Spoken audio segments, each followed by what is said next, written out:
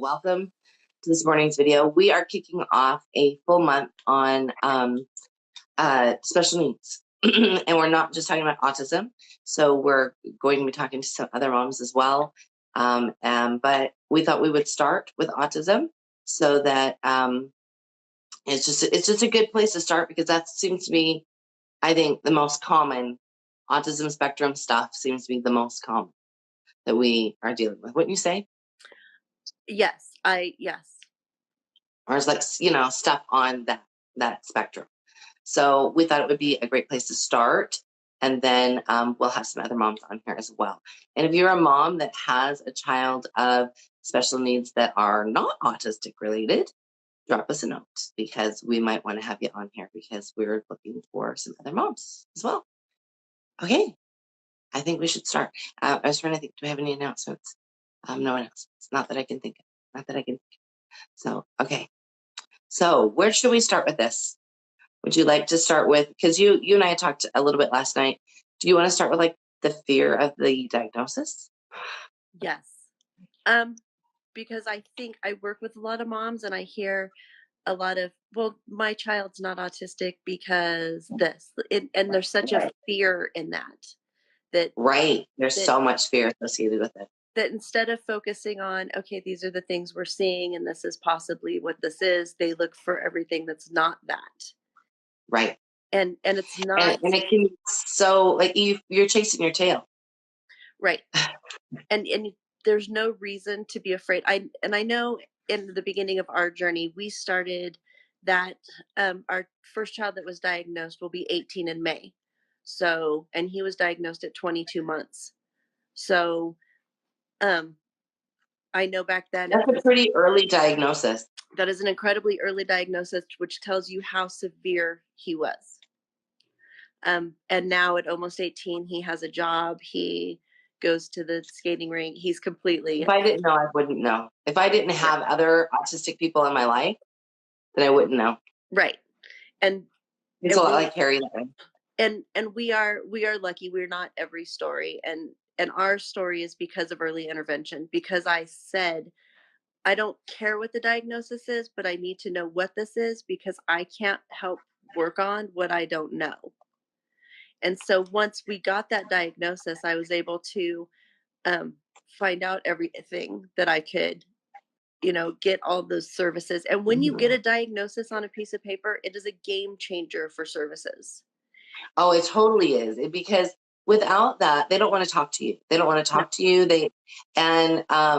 Because they don't want to go through that footwork. They can't work on assumption.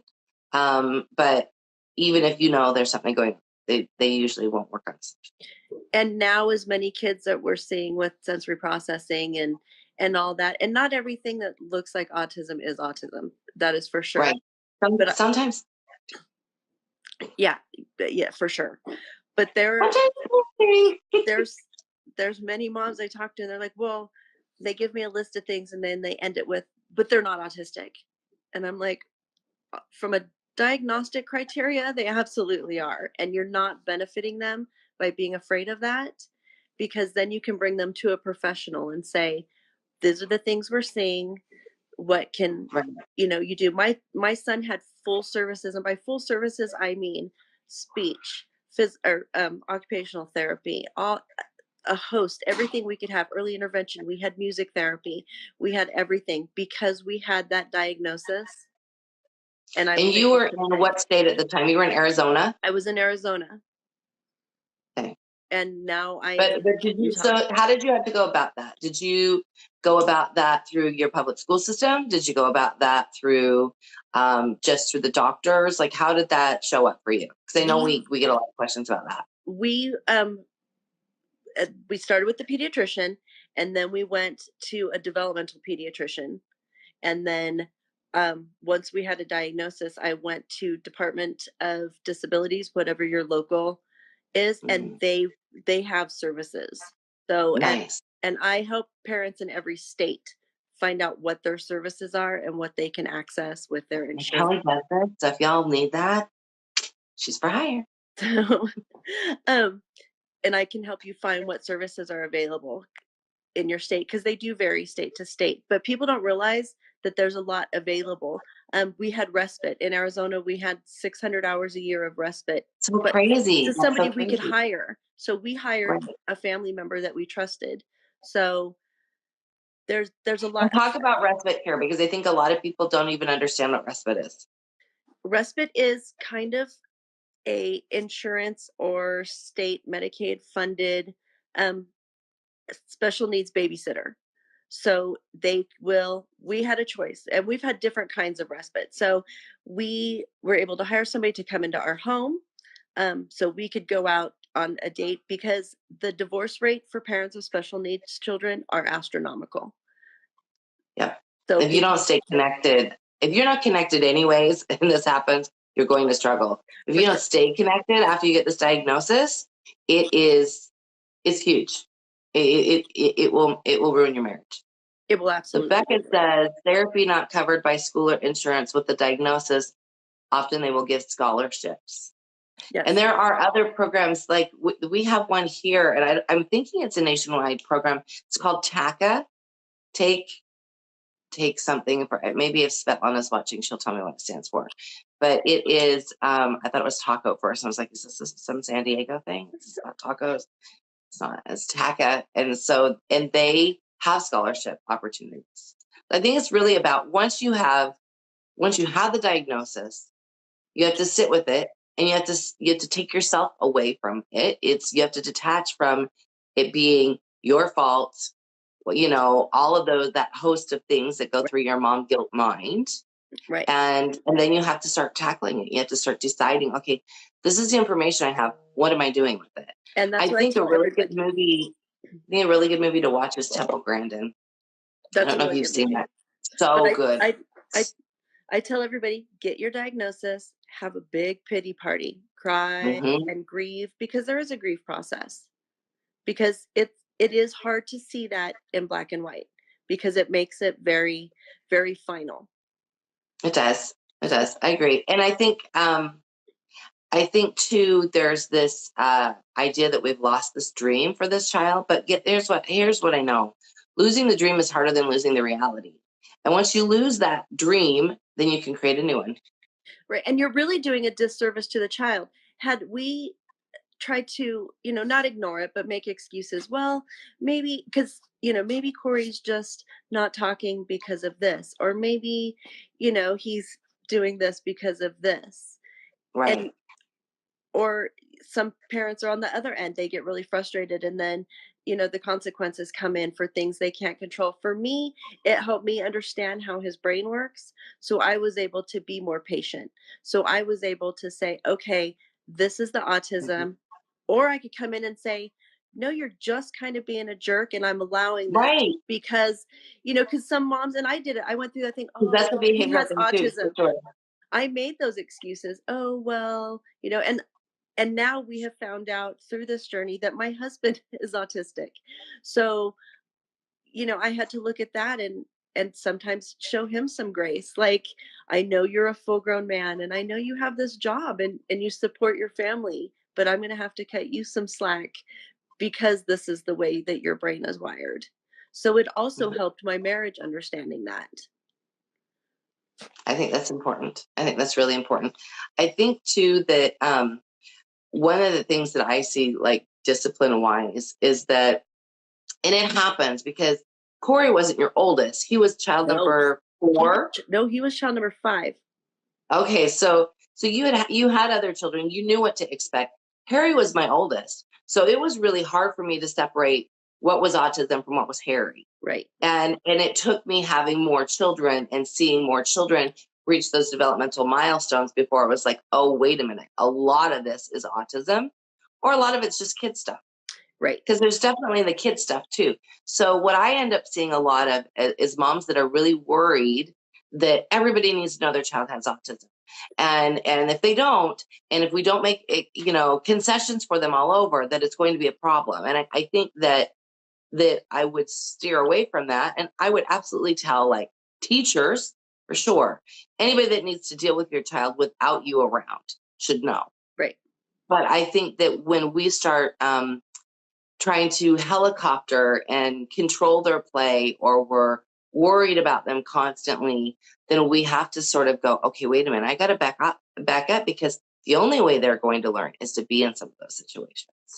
The only way they're going to learn is to understand them, start to understand themselves, and for you to be able to go back in after something's happened and say, well, let's look at that. Let's take that apart. Let's look at, why she may have gotten mad and walked away when you were in her face. Let's talk about, like those sorts of things, rather than being hovering and being the mom that is constantly worried about them.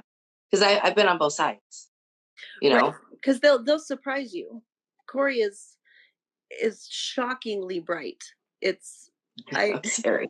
I can, give him schoolwork, and he's a senior this year, but when he was younger, I would have his schoolwork for the whole week, but I would say, "Okay, I need to go do this for a few minutes, work on this," and I would mean for the day, and I would come back and he would have the whole week done. And I'm like, "Okay, well, okay." They just want to go play Legos. So, and that is exactly what he wanted to do, was go play Legos. That's Harry. That's Yeah. Harry. Like, what do I need to do? Tell me the whole week. Just want to know. And they You're gonna make thrive me paint? I'll paint, but I just want to know. on routine, and I think that's the lot of the moms that are like, They do. my kids are so out of control, or they're constantly sensory and they're these behaviors, and they might be on the spectrum, and all that. I came from being a radically unschool mom. By radically unschooling, I mean my children had no bedtimes, they had no meal plans, we had no rules. There was My house was very That's fun, Kelly. my Why would you do that to yourself? very red, because I what's funny is my three oldest children were just very chill. Like, they were just very mellow, and I was young. I had my first baby at 17 when she was born. I was Right. 16 when I got pregnant. So I had a lot of energy and I had this different mindset, but my kids were, I don't know, like, I would pat myself on the back about what an amazing mother I was. Amazing. And I tell everybody, I was a phenomenal mother. And then we had our fourth, and Emily was the best baby, and she slept all the time, and she was darling. And then Corey came and knocked me off my pedestal. And I and then we were had the opportunity to, take in some kinship foster placements. Right. And then we had a child that, not only was I knocked off my pedestal, she almost beat me to death with it. So Right. I have been the mother that just, I'm amazing. And then I've been the one that would like, who would entrust me with these small humans? Like, I am the worst person for this job. So I had to realize that I had to learn what everybody's needs are and manage that. But I do not, very rarely will you find me like, oh, that's an autistic behavior. I don't give a lot of grace, because and my child, Because they have to learn how to be humans in today's world. right, and Corey has thrived in that, because and I learned a lot. I he used to hit me. He was little, and he had an addiction to dairy, and it would make him violent. Oh, And that so was Harry. he That would was Harry. yeah, he would come and he would Yeah. hit me, and I didn't think much of it because he was 4, and I was like, "Oh, well, he's 4." And I was talking to somebody from Southwest Autism Research Center. We had did some studies and stuff with them, and she said, "Kelly, you realize one day he's gonna be 16, right?" Right. And I thought, "Oh, there's a visual." And he's 17 now, and he's the tallest person in the house. So I'm Yeah. really glad we listened. And I thought, okay, we need to stop Right. this behavior now. These things are not okay, and I cannot make excuses for him. And there's times, I will still leave a store, if he was screaming or whatnot, or a restaurant. And we've left restaurants, and I've sat out in the car while my husband has stayed in with the other kids, and he got my food and Right. took them out. And a lot of people be like, well, they can act like that 'cause they have autism. That is not an excuse to disrupt everybody around you either. And that is No. another thing. Like, no, that's not how that That's it. I think that's you know, I, I was almost more aware of it. Once I knew what was going on, I was almost more aware of it, because I knew the fallout. Like, once you fail a few times and you're like, oh hell, I don't want that to happen again. And then you really are, you are either looking for answers, or you figure them out and you go, okay, I have to make sure that I'm understanding the trigger, that I'm understanding like all of those pieces that fall into place, that create the perfect storm. And if you're not paying attention, if your rhythm's not in check, and if you're not in check, you got to be in check, mom. If you're not in check, they will sense it. We sort of laugh about kids being opportunists, and kids on the spectrum aren't opportunists in the same way that other kids are. And I say that all children are good children, but they are all opportunists. But kids on the spectrum, they can feel your energy being off much quicker than other children, Yes. because you are their lifeline. They rely on you for everything, for their emotions, for everything. So you're in this space of teaching them how to stand on their own. And that takes time, but they are, if you are off, they'll know. Like, Harry was always the first child to know that there was something going on. And it would show in the way he acted. And so, if we're not in a good place, And that's that's going to be chaos. and I had to do that when their behavior was ramped up. I had to check in on my own behavior Right. because Right. I did hold the space, and we just couldn't keep going on this crazy. As much as free spirited, and everything was great, and we were eating Right. Oreos at 2 o'clock in the morning and watching movies, but that wasn't going to work anymore. And then Right.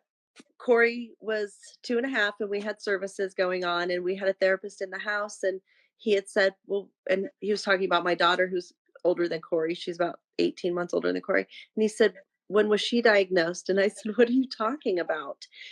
Because we just knew she was quirky. And so, but we're a house full of quirky people, so I didn't really put it together. And I said, what do you mean?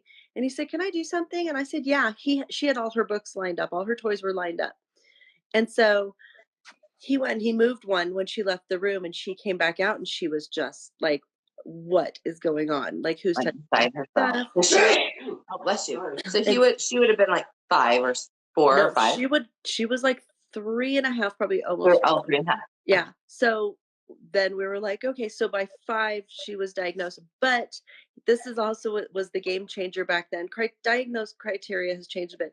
So we originally got her diagnosed, and because she was talking at 15 months in full sentences, they deemed her as Asperger's, which gave us no services. So we went back in, and we did not mention when she started talking. And then Oh, with everything else, and that was a game changer. And this is what I tell parents. I had somebody come in to set us up for services through the state, and she said, I am not the person to be the proud mom to. She said, I'm going to come back in 2 weeks, and we're going to redo this. And she said, and when I ask you a question about your child, if they can't do it, every time you ask time. them 100% of the time with 100% follow through, your answer is no. Right. And we've been through that too. We've worked with a mom that she said we just barely missed the diagnosis, and that was your question. Your question was, how did you answer those questions? Yeah. Go back and ask to answer them again. Yeah. Because I think that truly it is definitely not your time to be the proud mom. It is a time for you to go, okay, I need help with this child, and the only way I'm going to get help is if I show what I saw last Tuesday when they were having a fit on the floor. That's what I need to show, Right. rather than what you're seeing at other times. Document that. And I tell moms, I know when you're in the trenches and your kid is screaming and tearing your house apart, it's hard to say, And okay, what were we doing 5 minutes before this started? But right, it doesn't matter. That helped us so much. And with Corey, we've realized how sensitive like his sense of smell is. We would go into this fabric store that I loved, and every single time we walked in there, he would lose his mind. Even as a baby, I'd be wearing him, and he'd be dead asleep, and we'd walk in that store, and he would start screaming his head off. And so probably from all the glues and stuff, that it all the smelled like sizing that's in mold the in there. fabric. It was like this weird warehousey, like Oh. bins, dirty, but they had the best fabric by the pound. So, but finally I went in and I said, Adam, this kid cries every time we go in there. And being on the spectrum, my husband was so helpful. He goes, yeah, Kelly, it smells horrible in here. And I'm like, okay. And then we would go to certain stores, and I'm like, he screams every time we go in here. My husband says, yeah, the lights are buzzing. And I was like, the lights aren't buzzing, honey. And he's like, Right. they are. And I'm like, Right. okay. So yeah, when you're on the spectrum, the lights are buzzing. So It's funny because Harry would say all sorts of things, and I'd be like, really? Like I, for the longest time, I don't know if any of you watch the show Psych. It's not on anymore, but he would think that he was the psychic detective which is like on the show, because he would pick up on things that other people wouldn't generally pick up on, but then he would miss something that was like right in front of his face. But he would pick up on all of the like lights are buzzing, where we parked, things that were sensory overload to him, where he's very sensory avoiding. Those are the things he always picked up on. But the obvious, like what was in front of the face, no. and I want to mention before I forget, because people that have multiple children feel that they need to everybody needs to have the same thing. That's not how Mm, life works. And I tell everybody, fair's where you get cotton candy. Everybody right. gets what Love they it. need, not what they want. Because, and then there's times like we'll go somewhere. When they were little, we had all of them. I would take some of the kids somewhere and I wouldn't take Corey with. That's how we started with respite. I didn't want respite. I was like, nope, all my kids get the same thing. And I would never leave him with someone else and blah, blah, blah. And then finally, I was like, okay, Are let's any try this. attached moms listening and hearing Kelly? Yeah, right. I was this attached mom, and how dare I leave my child with another human? Right. What if he needs to look at me? Like, and so, which is so ridiculous. I I don't know Yeah, what I thought scar for life, either. Kelly. You can't Yeah, look at you all the time. yeah. This is how your children end up like in their 30s living in your basement. So, um, hey, they've moved out. We make this joke because this is my life, but my deeply attached children have now flown the coop. Well, So, but it took a while, and it took for me to understand that. But when we started respite, I had to realize, and we had this amazing respite worker. I literally prayed and manifested her into my life, and she's still a dear friend. But she said, "Kelly, did you ever think that maybe Corey doesn't want to go there?" And I thought, "Oh." She said, "But why would your other kids miss out?" She said, "He's going to stay with me and we're going to have fun and do these things that he enjoys. right, So right, go right, take the other kids." We were going to the skating rink. right. And so I was like, "Oh, okay." Like it's okay. And I tell parents, it's okay. Not everybody enjoys the same thing. My husband will go to the music store for hours. I can't think of anything more horrible in my entire life than to go to Guitar Center. Like there is nothing in me that wants to do that. And I had to look at my children and say, maybe this one wants to go to the movies and maybe this one wants to stay home and play Legos. And Sounds that's like a Dr. Seuss okay. book. Could you in a car? Right. Yeah, and it's okay to utilize those respite. And if you're, blessed enough to have family that, will watch them or things like that. So because they don't want to do things. Right. And I think too, a lot of, I don't know if it's across the board, if all states have respite. I don't think all do, but you got to find out. You've got to find out. And I Very know in rarely other have I found countries, no. really, other countries too, it seems like we did some research for some people a while back, and you were able to find respite for people that don't even live in the United States in their area. It totally depends on for sure where you are, But there's but also private people don't realize that there are some moms. I'm also what is called a trauma mama. So I have right, children that have come from horrific, horrific trauma backgrounds. right, There's we're all over. And a lot of us will trade kind of like babysitting because we get it. We get right. reactive attachment disorder. We get we get all these things. And so we will, have kids come stay in our home for a weekend so moms can get a Mhm. break or whatever. We'll trade off or we'll do, I've done respite care for moms that have, done that they do some gluten-free cooking. So they've done some bake Mhm. stuff for me because I don't enjoy baking. I'm not going to pretend like I do. So I would rather bring their child here and entertain Taking your them. wallet card away.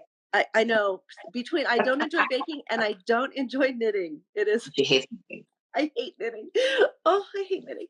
But I love knitted things. I still love her. I zero joy in knitting. It's very frustrating for me. But um but I'm still very Becca well here liked. says volunteers are waiting hours for their teaching license or college graduation too. They have the training without license. So you're helping somebody. when you are, often when you are seeking respite, because often if they're looking for to finish up their training hours for something, you can get people for that. She also says they no longer have Asperger's as a diagnosis in the DSM for the United States for parental fears. For those looking into a diagnosis, I think it's interesting because Harry's diagnosis was Asperger's later. Man, if they had seen him when he was 7, I don't think they would have said that. But we waited. In our case, we waited.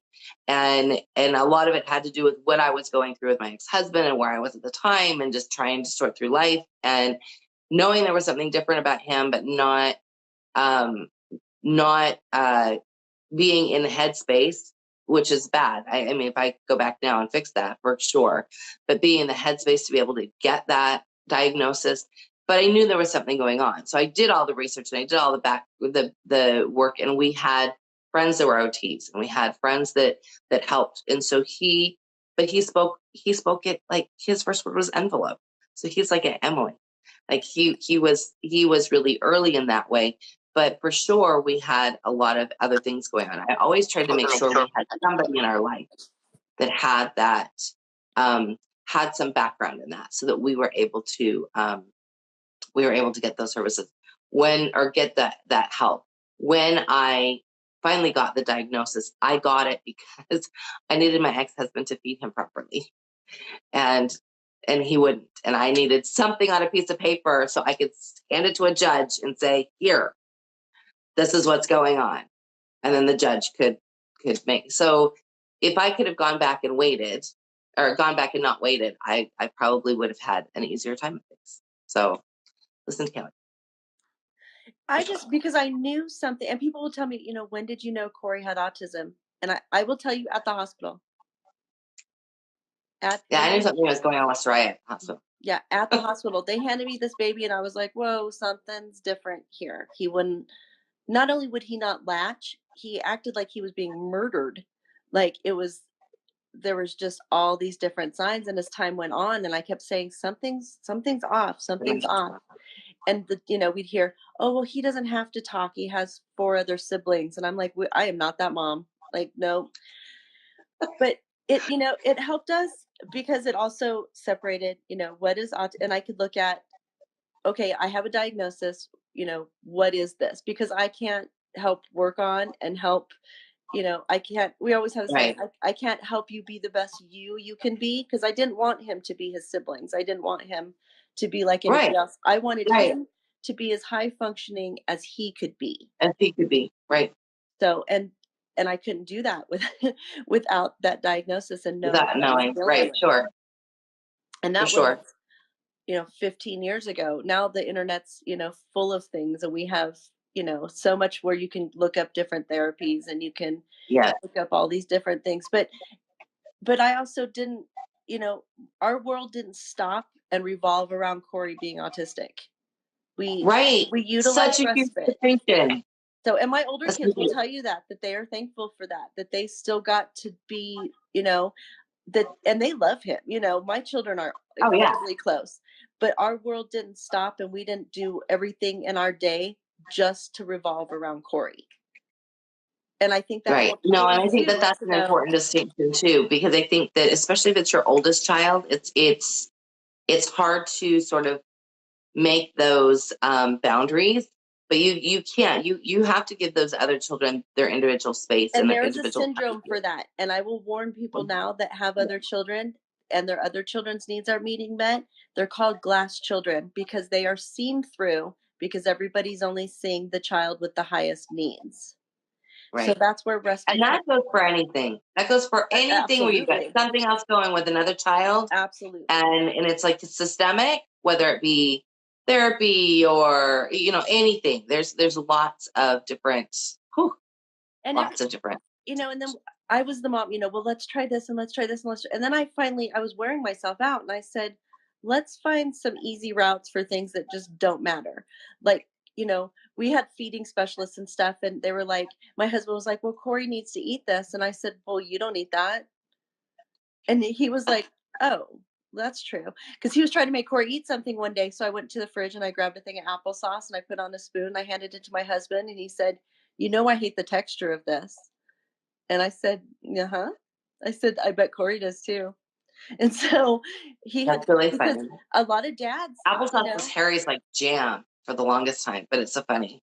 Kids are Corey so would funny. eat 5 things and they were all beige, and he would only eat chicken nuggets from McDonald's, and I was like, "We're not How Harry eating went these through all the that. time." So I went to McDonald's and I talked to the manager and I explained my situation, and he gave me a whole sleeve of McNugget boxes. So I would just put grocery store McNuggets in these boxes, and That's a it good and it idea. worked. You got to come up with hacks and be okay to ask questions. You Yeah, have to be. I remember we were in a spot where it was when the first, it wasn't Cold Stone. It was before Cold Stone was like a chain. So it was like a more local place that did the same thing that Cold Stone does, where they mix in your stuff for your ice cream. And we were dairy free. And so I went, well, we weren't all dairy free. Harry was dairy free. So we all were dairy free.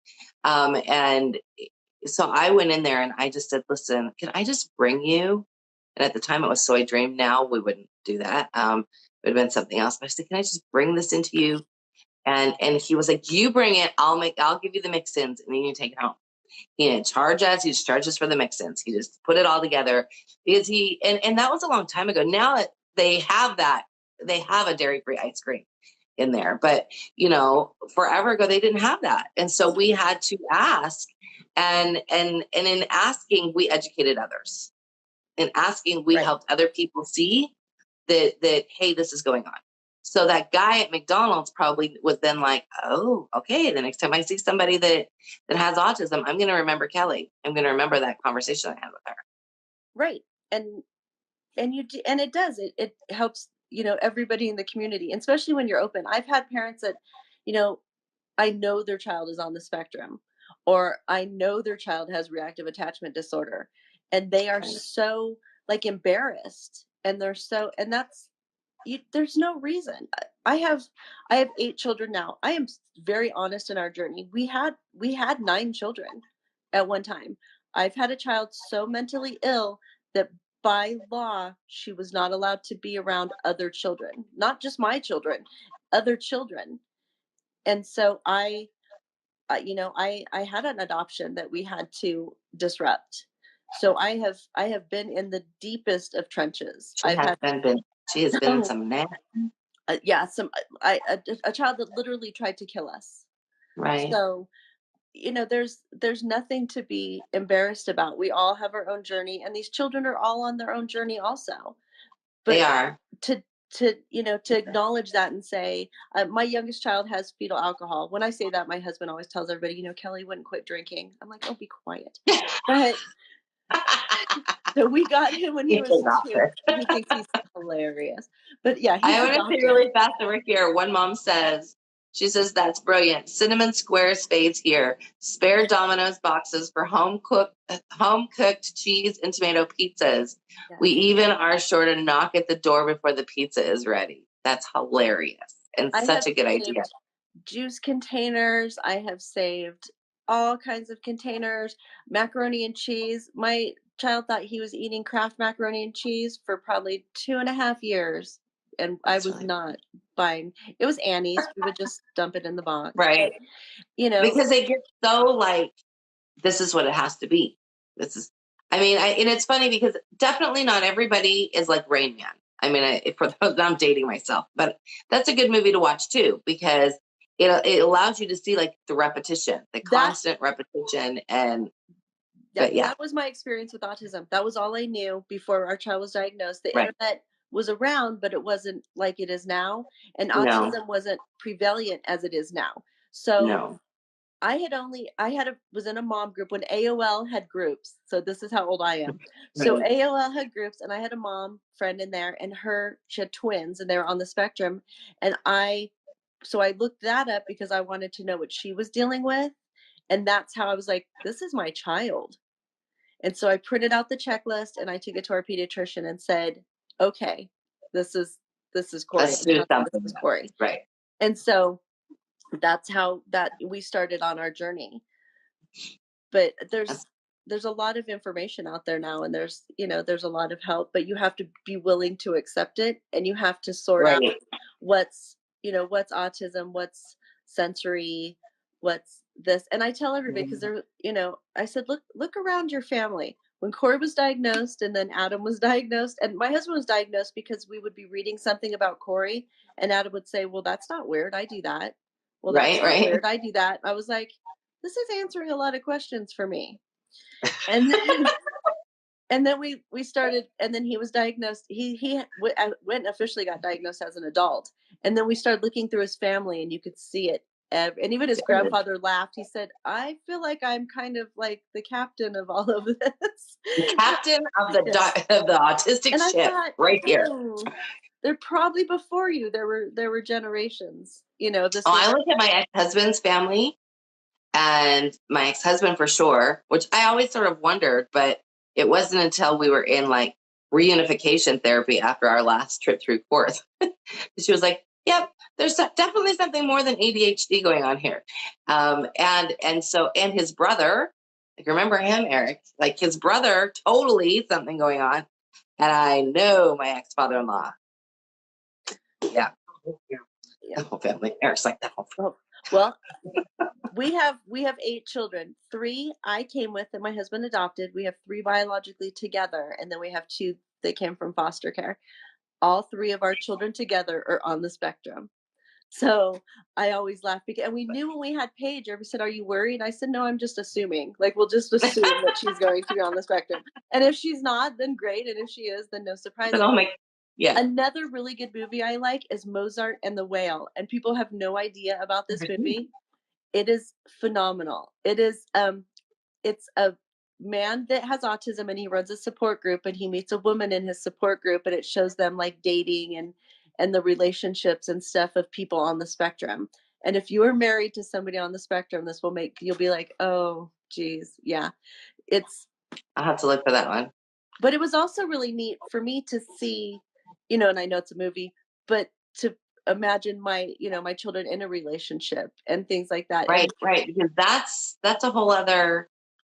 I mean, so you've got Emily is betrothed yes, almost. yeah, it's almost Um, officially, but yes.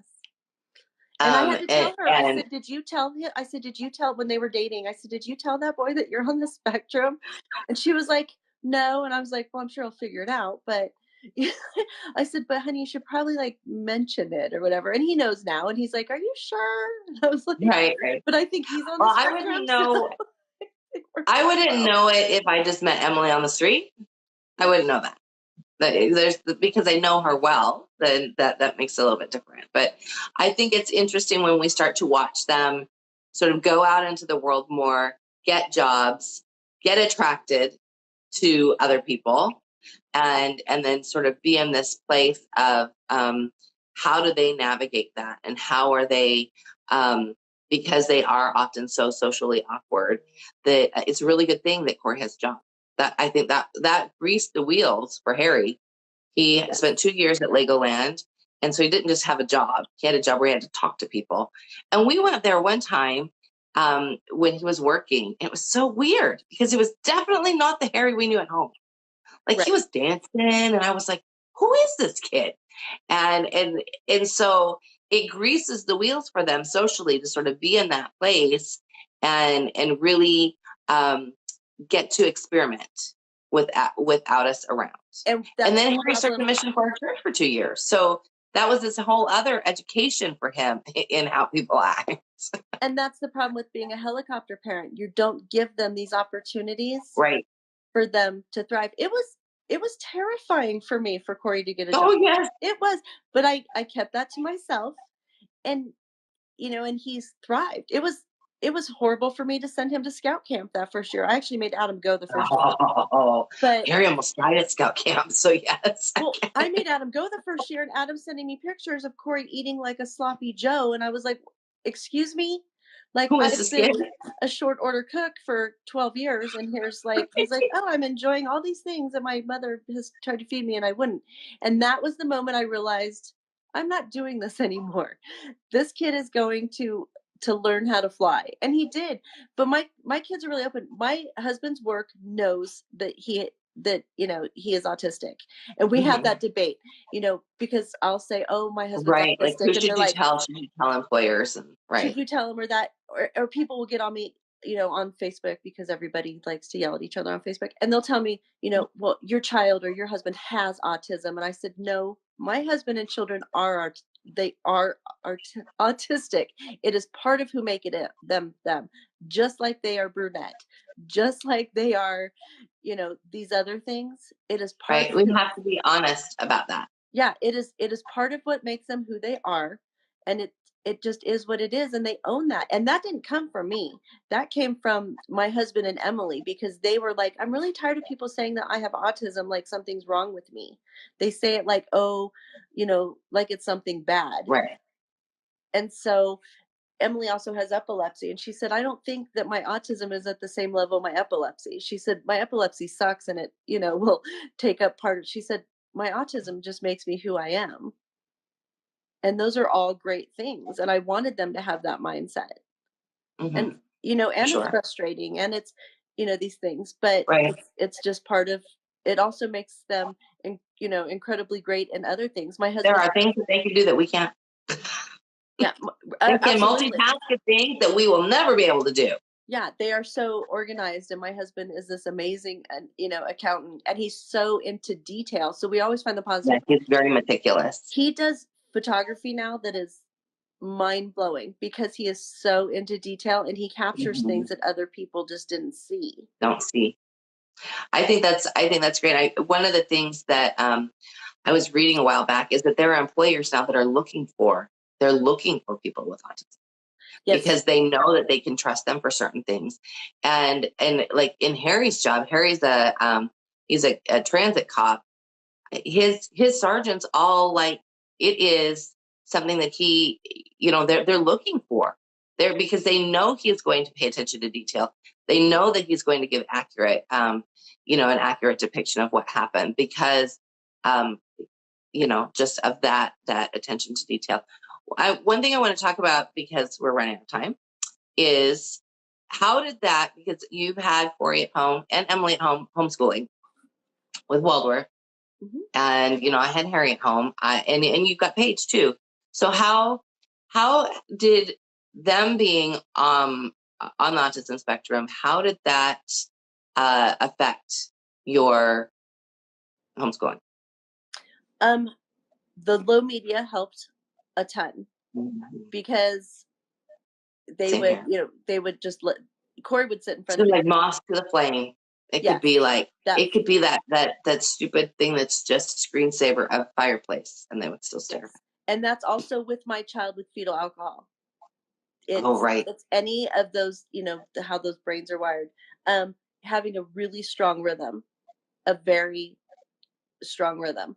And those first years were hard. And I tell this, there were no, like, these are what we do. We didn't allow for these impromptu things. Now we can be a little more flexible, but it gave Right. them that security, because a lot of these meltdowns come because they don't know what to expect next. They don't know that, and they can't be like that. My husband hates impromptu things. Emily and Corey, they needed to know, on Monday we were doing this. On Tuesday we were doing this. That Rhythm is so huge for all children, but children on the spectrum, I would probably venture to say any special needs, they Yes. need to know that they have that concrete rhythm all the time. Otherwise, they don't know how to act.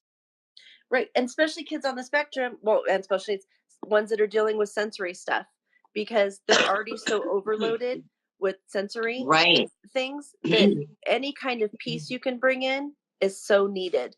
So having a really strong rhythm. And my kids loved those visuals. They loved, Right.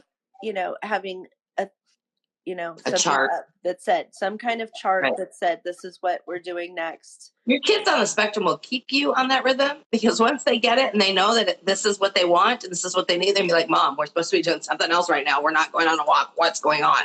And Paige would know what day it was before she knew what day it was, by what the That's house right. smelled like, because we did Oh. like a scent of the day. So she knew whatever essential oil I had or whatever incense I Mhm. had. She could tell you what day it was by what the house smelled like when she woke up. That's great. So, and they That's great. cling into those traditions and those festivals, and these are things that bring them so much comfort. Hmm. So, Agreed. and I know a Agreed. lot of people now, like, minimalism's a big thing. um Marie Kondo magic of Right. tidying up is a big thing. Those were some other things that they enjoyed doing. We had a day where we would clean, and they thrive on things being organized. They thrive on as little chaos as possible, because they already have so much chaos coming at them with all the sensory things and just everything else that's going on in their mind, that they need as much calm and peacefulness as possible. You do. So I think Waldorf is such a balm for their soul. I mean, it's a balm for everybody's soul, but honestly, kids on the spectrum or special needs kids, they need that. They need that extra piece. They need that extra piece of like, this is it's calm, it's rhythmic, and your main lessons. You're connecting with them through main lessons where they are often disconnecting on purpose for their whatever sensory things they have going on. But that main lesson time is such a good connection, and it's you and them, and which is what they often are seeking. If they have to be um, with somebody else, they want to be with you. So having that time to, at least that was our experience, having that time to really dial in, like, this is your main lesson. We're taking that time together, was very jealously guarded, at least for Harry.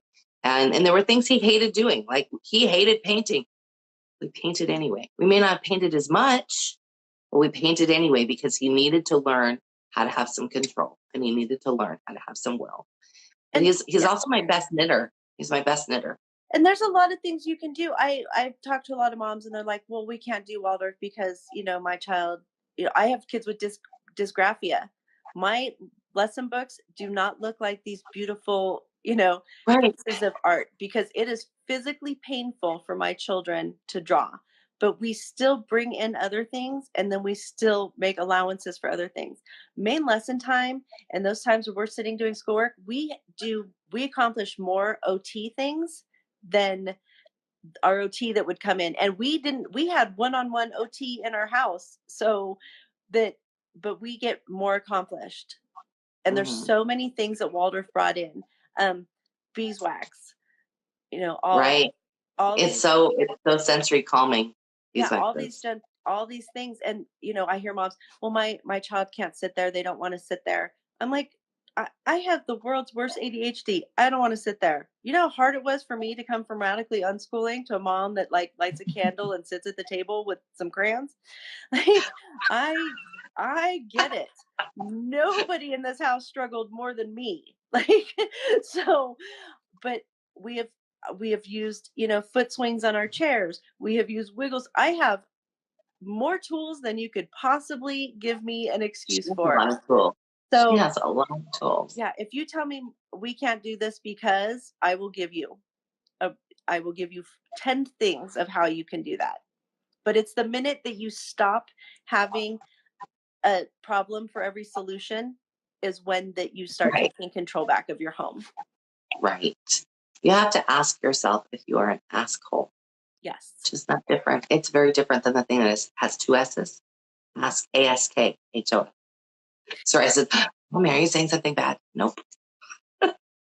Asshole is way different. It's way different. But yeah, do You have not to be ask yourself afraid. if that's you. If you are constantly like looking for another solution rather than going, oh, wait a minute, I have a solution right here in front of me. It might not be one that I want, but I'm going to try it because it's a solution. And there's times where I have cried, yeah, but I don't want to do this. I am tired. I have no interest in this. It would just be so much easier for me to turn on the TV and we can all be Tired unschooled and out watch or YouTube yeah, videos. Yeah. And all this. But that is not going to benefit anybody. And it's not going to benefit me. And I've seen that. I don't have babies anymore. My youngest is 12 and my oldest will mhm, be 30 this year. So I have done this a very long time, and I've done it all. Everybody's like, "Oh, did you start at Waldorf?" Nope. We started nope, we started in a public school, then we moved to a charter school, then we moved to homeschooling, and we were radically unschoolers, and then I knew that we needed something stronger, and then we bought these horrible horrible curriculums that were like, I think the Duggars used them. They were so like they were awful. They just Or were awful. laughing. I'm not gonna sugarcoat it. They were horrible. And so my kids were bored and it was crazy. And we had these, yeah, it was a lot. So I've run the gamut of everything. And then we found Waldorf because I was such an attachment parent that I needed something else, but my kids needed something different. And so Mhm. it was just such a good fit for us. And it brought so much healing into our home because it it forced us to look at our rhythm and forced us to be more connected. And that's what, these kids need. Yeah, that's what they need for sure. Because I think one thing it's really easy as an attached parent when you have a child with autism to either be overly attached to them or to be not attached enough, to disconnect. And you know it because it's different with this child than it is with other children. Nicola says, how did homeschooling change with bigger kids in high school? Like as yeah, go ahead. You answer first and then I'll answer. Okay. For us, it started switching to more career plans. What are you want to Yeah. do? Let's start looking at what we need to do, whether we started with um doing some hands-on like What's the end? We had like what was the end in mind, yeah, having what is the end in mind? So, do you want to start apprenticing with, a tradesperson? What interests you? So right. we would start taking them out to like to different places and trying to work with different my first son is 25 now, and so he's very hands-on. He is not a sit at a desk, do paperwork Right. kind of kid. He is severely ADHD. And so we knew that he was going to require some kind of hands-on job. So he and all my kids graduate by 16. So they have either gone to a community college or they have gone into some kind of work that they love. Mhm. So, That's good. I think um, that's good. With but a Harry, lot we had the oh go ahead. oh no, go on. Go ahead. I was just gonna say with Harry, we had just moved to San Diego and we I'm pretty big on like you need to know where you live. And so we have a really good transit system here. And so got him a transit pass and he got to know San Diego. He spent a lot of time before he went to work for Legoland because he had to be 16. So he was like 15, it seems like, when we moved here, and almost 16. And so before he could get a job, I said, this is what we're doing. I want you to know where you're from. I want you to know, where you live. I want you to know what great things are here. So those were very experiential that he would have shied away from otherwise because of having autism. He would have been like, that's right, I don't need to know what's going on at the zoo. That's all right, I don't need to know what's going on at the museum. But I gave him assignments like that because they needed him to know how to get around, for one, because he refuses to drive. Your husband's watching us. Hi, Adam. I saw that. Um, so he refused to drive. So no, he must have been 16 when we moved here. I can't remember that or something. Anyway, so we had to look at what was our goal. What was our goal? What did he want? What did he want to do for his life or a living? And like, what was the goal? And so we tailored, and I did this with my neurotypical children too. We tailored what was going on in Waldorf High School to what the end was supposed to be. And that's what they would have done in a Waldorf High School. In many cases, they would have looked at sort of where you want to end up. And they have in a Waldorf High School, they have masters in what they do that teach them. And so when you're homeschooling, you have to seek that out. You have to decide, okay, where is it that you want to be? Because you can't live here forever. So what is it that you want to do when you grow up? And so we did a lot of tailoring of that plan for him, and definitely still did, like for us, we still did the main lesson blocks, but we did a lot of really making sure that everything that he did like followed this plan that he had for himself. And thank goodness we did, because I look at these kids, I don't know about yours, but what I notice about my kids that have spectrum issues going on, they are keen manifestors. Oh, for Like, sure. and I know, we could all learn something from them. Harry, when he was 6, wanted to be a train operator. That's all he wanted to do, and work at Legoland. And when he announced this, we lived in Idaho. He'd never been to Legoland. He'd never seen Legoland. In his mind, it was just like, there's this place where that's all there is Legos. And that was what he wanted. So then when we went to Legoland when he was like 14, 12, 14, he was like, this is it. I want to be a ride operator at Legoland. We moved to San Diego. When we first went to Legoland, we didn't know we were moving to San Diego. We moved to San Diego. He worked at Legoland for 2 years. Now he's in running to be a train operator. So they are keen manifestors, even if it's long haul. So be careful. Soraya, like, she'll draw a picture of something, then she has it the next day. Yeah. She's really good. She's like major manifestor. And Emily, her life is exactly what she's wanted. And for her being on the spectrum and then having younger siblings that were on the spectrum and younger siblings that had other diagnosis, she knew that she wanted to use her own struggles because she also has some severe anxiety and some OCD. And she now is what is called a trainer. We have a thing called post high. So it's special needs kids that have graduated high school, but they still are allowed to be in the school program till they're 21, and they teach them life skills and job skills and things like that. And she's now a teacher for these other special needs kids. That's amazing. And so, but she, in high school, we knew she was interested in that. She said, I want to be some kind, I want to work with, I remember, with people with special needs. Corey, his whole life has loved nothing but movies. I mean, movies were his be all. He works in a movie theater. And when he said, I'm going to get a job and I will not work fast food. And I said, well, all right. Because, most, that's where most people start. Right. And I thought, okay, well, good luck to you. And he did. He got a job at the theater, and he can tell you about, every movie ever. But when I say strong rhythm, I need moms to understand, like, there's a strong rhythm. I have had a kid in a therapeutic hold and still taught a lesson. Like, it doesn't like there. You have to sort that piece out. You have to sort out it being a constant disruption and it not being a constant disruption. Right. Sometimes you're the disruption. That's what what I found very early on. Sometimes it's me that's the disruption because I can't, I went through this with you and now I'm just going to have to go have a mental health day the rest of the day. No, you have to you can't know how to put yourself back together again. And you have to be able to move on. Yeah. And I tell everybody, we reset our day, whether it's at 7:30 in the morning or it's at 2 in the afternoon. I will pull everybody. We'll stop what we're doing.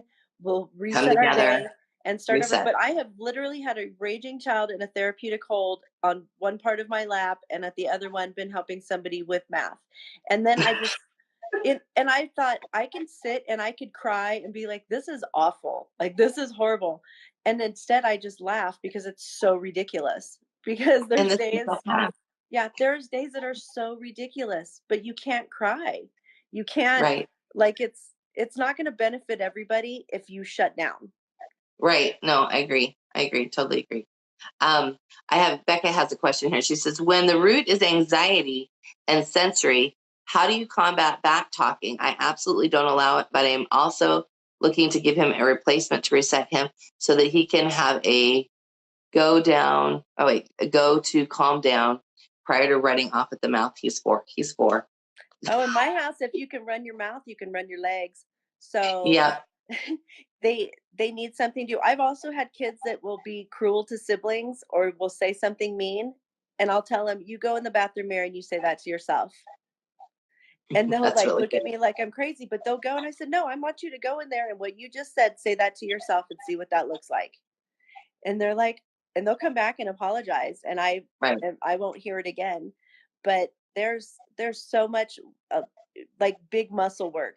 So if you want to be, you're so busy that you have to backtrack, and especially kids that are sensory seeking. The majority of that backtalk is coming from sensory seeking, which is causing a panic attack, which is causing a big circle. So we have logs in the backyard. We have logs in the wheelbarrow.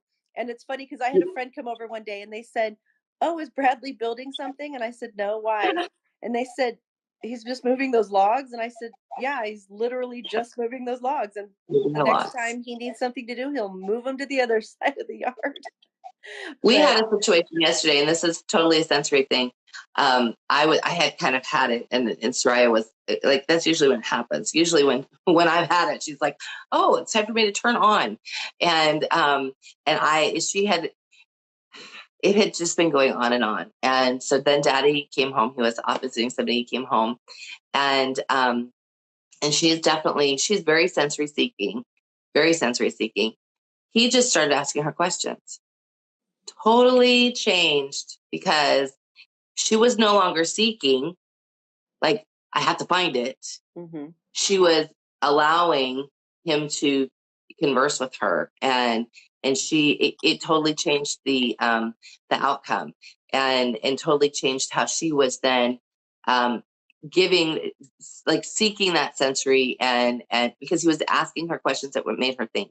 It wasn't just mindless talk. It was, he asked her questions that made her think.